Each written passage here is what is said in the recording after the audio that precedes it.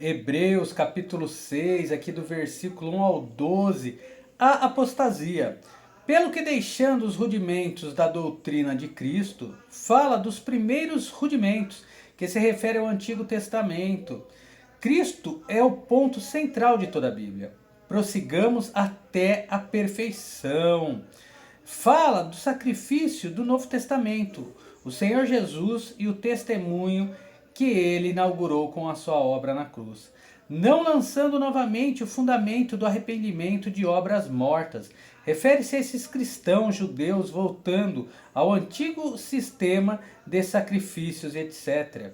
E de fé em Deus, refere-se à fé em Deus na esfera do caminho do Antigo Testamento, que Deus já não aceitará, pois Jesus cumpriu toda a lei do Antigo Testamento. Sabe, enquanto eu estava fazendo essa leitura, me veio no coração, aqueles que pregam que a graça vive junto com a lei, eles falam isso muitas das vezes para te escravizar, para cobrar dízimo, mas eles não matam um bezerro, não matam uma ovelha, não matam uma rolinha para oferecer em perdão dos seus pecados. Aí vem a graça. Não precisa mais fazer isso, irmão. Sabe por quê? Porque é uma lavagem cerebral. Porque o camarada não vai ter dinheiro nem para comprar 1 quilo de carne, às vezes, que dirá comprar um bezerro branco sem mancha, uma ovelha branca sem mancha, para poder oferecer. Ah, mas sendo assim a Bíblia diz que os pobres deveriam de pegar uma rolinha e levar para pagar os pecados. Por que então esses não fazem isso e não vivem toda a lei, as 613 leis? É uma lavagem cerebral tão grande que eles são como, sem medo de dizer, o diabo no deserto querendo tentar Jesus, usando os trechos da Bíblia, mas roubando o principal, a alma. Complicado. Vamos dar continuidade? E da doutrina dos batismo. Deveria ter sido traduzido doutrina das purificações. Isso tinha a ver com as muitas purificações contidas no sistema de sacrifícios do Antigo Testamento. E da imposição de mãos. Volta às ofertas levíticas do Antigo Testamento, quando a pessoa levava um animal para que fosse sacrificado, ela tinha que colocar as mãos na cabeça da vítima inocente e confessar os seus pecados, desse modo transferindo-os para o animal inocente que seria sacrificado. Levítico 16, 21. E da ressurreição dos mortos. Refere-se à ressurreição como ensinada no Antigo Testamento. Ali essa doutrina era muito incompleta, assim como todas as doutrinas do Antigo Testamento. O verdadeiro sentido não podia ser dado até depois da cruz e da ressurreição de Cristo, o qual o Senhor deu a Paulo. 1 Coríntios capítulo 15. E do juízo eterno. No Antigo Testamento, o Senhor era considerado mais como juiz do que qualquer outra coisa. A partir da cruz, ele é considerado mais como Salvador. E isso faremos, se Deus permitir. Em outras palavras, se não fizermos isso referente a continuar até a perfeição de Cristo, os resultados serão desastrosos. E Deus permitir refere-se ao fato de que toda dependência deve ser de Cristo e da cruz. Deus não permitirá nenhum outro tipo de fé. Tem muitos que estão com fé em outras coisas, matando mais almas ainda, vai queimar no inferno e não se arrepende e não muda por causa daquilo que eu falei no vídeo anterior. É difícil se desprender das garras do diabo. É muito complicado, é só a cruz. Porque é impossível que os que já uma vez foram iluminados, fala daqueles que aceitaram a luz do Evangelho, a qual significa aceitar Cristo e ao seu grande sacrifício. E provaram o dom celestial, diz respeito a Cristo e o que ele fez na cruz. E se fizeram participantes do Espírito Santo, o que ocorre quando uma pessoa aceita Cristo. E provaram a boa palavra de Deus. Não é uma linguagem que é usada para um pecador impenitente, como alguns afirmam. Os não convertidos não têm muita apreciação pela verdade de Deus e não veem beleza nela. E as virtudes do mundo futuro? Refere-se às obras do Espírito Santo, ao coração e vidas. O que O não convertido não tem ou não conhece. Me perdoe. E recaíram. Deveria ter sido traduzido e tendo apostatado. Sejam outra vez renovados para o arrependimento, pois assim, quanto a eles, de novo crucificam o Filho de Deus. Olha só. Então, quando fala outra vez renovados para o arrependimento, outra vez afirma que já se arrependeram uma vez, mas agora tinham dado as costas a Cristo. E quando fala quanto a eles de novo crucificaram o Filho de Deus, significa que já não mais creem no que Cristo fez na cruz. Na verdade, tendo concluído que ele é um impostor, a única maneira em que alguém pode arrepender-se é colocando sua fé em Cristo e na cruz. Se isso é negado, não há arrependimento. E o expõe ao vitupério. O aqui é maiúsculo.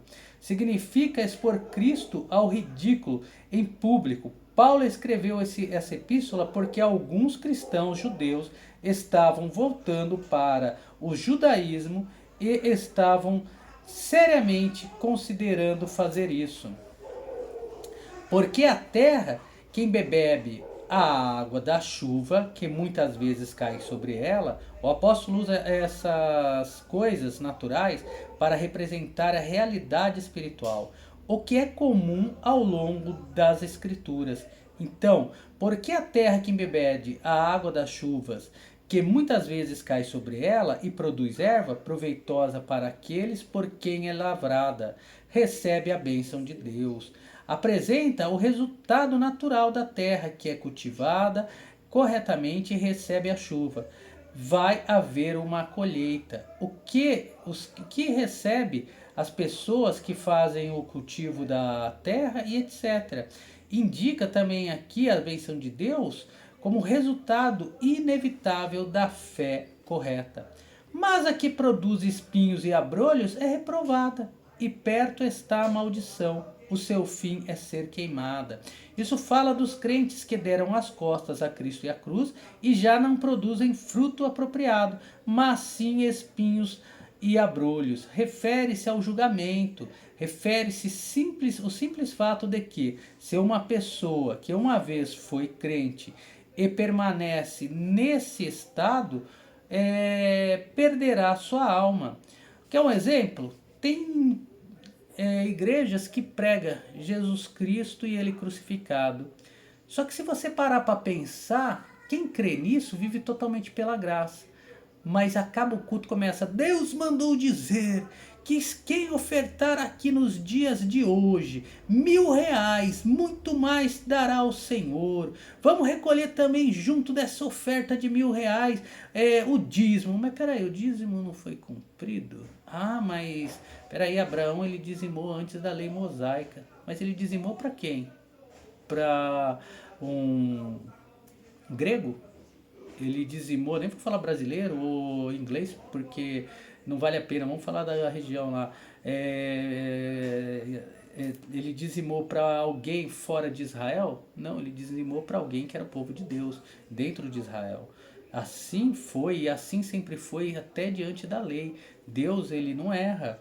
E então, as pessoas, elas pregam uma coisa, mas vivem outra. Não pode, devemos viver totalmente a graça. Não dá para embutir graça e lei, senão a maldição vai estar na gente, a gente vai queimar no inferno. A Bíblia vem mostrando isso. Lá em Tiago tem uma passagem que eu amo, Tiago 2, que mostra isso. Quando os vídeos chegarem em Tiago, vai ser falado. E quem quiser já adiantar, vai lá para Tiago 2. Terminando aqui. Mas de vós, ó amados, esperamos coisas melhores e coisas que acompanham a salvação, as bênçãos que virão ao crente que se mantém ancorado firmemente na fé em Cristo e na cruz, né? Ainda que assim falamos. O apóstolo não era não estava conjecturando, mas falando com base em muitos outros por experiência própria, em muitos anos por experiência própria. Porque Deus não é injusto para se esquecer de vossa obra e do trabalho do amor. Apresenta uma promessa gloriosa e maravilhosa que mostrastes para com o seu nome. Considera que tudo deve ser feito em seu nome, enquanto servirdes aos santos e ainda servis. Os apóstolos diz a esses cristãos judeus que não deem as costas ao que eles haviam feito antes. Mas desejamos que cada um de vós mostre o mesmo cuidado até o fim, para a completa certeza da esperança, para que vos não façais negligentes. Significa ser indolente e apático ao que diz respeito às coisas do Senhor. Mas sejais imitadores dos que, pela fé e a paciência, herdam as promessas. Refere-se às pessoas ilustres da fé do Antigo Testamento. Deus abençoe a todos, um forte abraço e até o próximo vídeo.